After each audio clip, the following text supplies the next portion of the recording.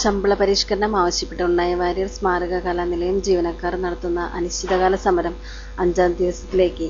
ചൊവ്വാഴ്ച 4ാം ദിവസത്തെ സമരത്തിന് ഐക്യദാർഢ്യവുമായി കലാനിലയം വിദ്യാർത്ഥികളും സമരപ്പന്തലിലെത്തിയിരുന്നു.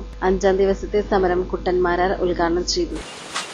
നളചരിതവും ഉണ്ണായി വാര്യർ എന്ന മഹാകവിയെക്കുറിച്ചും കുട്ടന്മാണിക്യ ക്ഷേത്രത്തെക്കുറിച്ചും ഇതിനോട് അനുബന്ധിച്ച് നടക്കുന്ന ഈ കലാനിലയത്തിന്റെ പ്രവർത്തനങ്ങളൊക്കെയാണ് എല്ലാവരിലും ആദ്യമായി ശ്രദ്ധിക്കപ്പെടുന്നത്.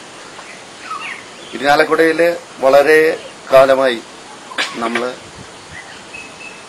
വർഷങ്ങൾക്ക് മുമ്പ് ആരംഭിച്ച് ഇതിന്റെ രജത ജൂബിലി, സ്വർണ്ണ ജൂബിലിയൊക്കെ ആഘോഷിച്ച് ഉണ്ണായി വാര്യർ കലാനിലയം നല്ല ഒരു പഠന കേന്ദ്രമായി പ്രവർത്തിച്ച് ഇതുവരെ അതിന്റെ പ്രവർത്തനം നല്ല രീതിയിൽ നടന്നിരിക്കുക.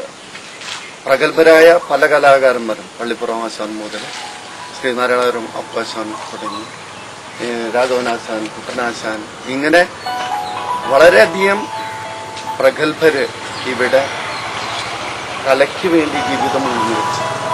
സമൂഹ നന്മയെ ലാക്കാക്കി, സമൂഹ